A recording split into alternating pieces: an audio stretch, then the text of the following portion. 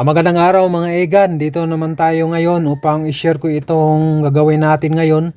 Ito ay tungkol sa pang-araw-araw nating ginagawa mga egan. Ito ay tungkol sa pagbabayad natin sa ating utang sa GCash. Naglulun tayo kasi mga egan sa GLoan. Pero una sa lahat mga egan, huwag nyo munang kaligtaang mag-subscribe at mag-like sa ating channel para updated kayo sa mga video na katulad nito. I-share ko lang sa inyo itong paano tayo magbayad sa ating GLoan sa pamamagitan ng GCash.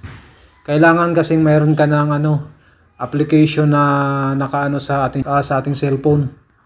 Yan. Libre lang to mga igan. Wala tong bayad. Pindutin lang natin ng GCash.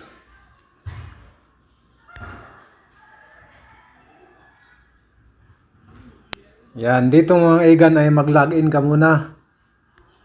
Mag-login ka muna ng iyong PIN number. Huwag mong ipakita mga igan kasi sayo lang talaga yan. Pati yung OTP. Kasi baka maanuhan ka, masalasihan ka mga igan. Yan, kapag nakapasok ka ng mga igan, yung laman ng yung laman ng GCash mo ay malaki pa sa babayad mo. Pangalawang loan ko na to. Yan, ang gagawin natin ay dito tayo sa may baro. Pindot natin yung baro. Yan, dito mga kaibigan, piliin mo ang GLoan kasi dito tayo naglo-loan.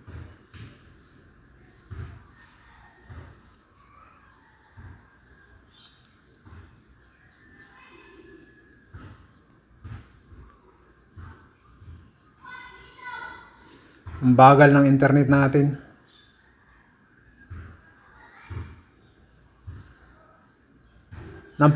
Napakadali lang magbayad mga egan, napakadali ring mag-loan. Pangalawang loan ko na to.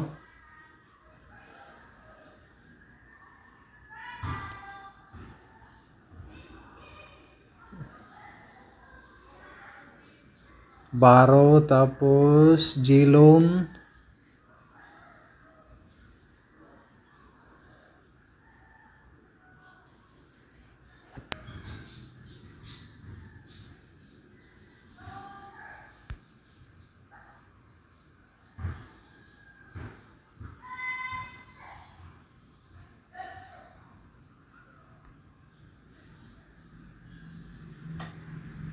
Yan mga egan.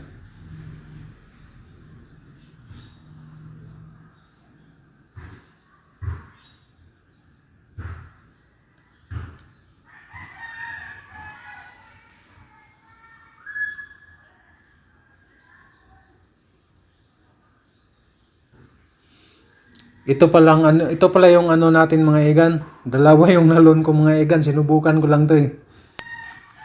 Yan mga egan, dito makita ang mo dito. Makita ang due in 5 days nakalagay dito. Oh. Palahutan kasi ako mga kaibigan, ito yung 1984.67. Yan ang babayaran ko buwan-buwan for 12 months yan mga egan. 20,000 kasi nilon ko eh.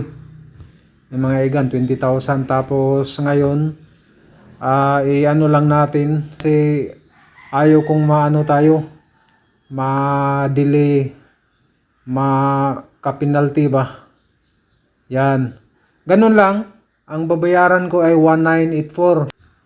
Yan lang mga egan, madali lang. Ikaltas na yan sa sa account mo. Tapos next. Antayin mo lang mga egan, yan oh. Antayin mo lang. Pay 1984.67. Ito yung natin mga egan. Ito yung ko. Yung laman ng ko ay ginagamit ko kasi yung iba sa groceries para sa tindahan ko. Ito yung laman ng GCash ko, 6384 tapos minus 1984.67. Yan mga egan. Yan. i-pay lang natin para iwas ano tayo, para iwas yan lang, ganun lang mga igan.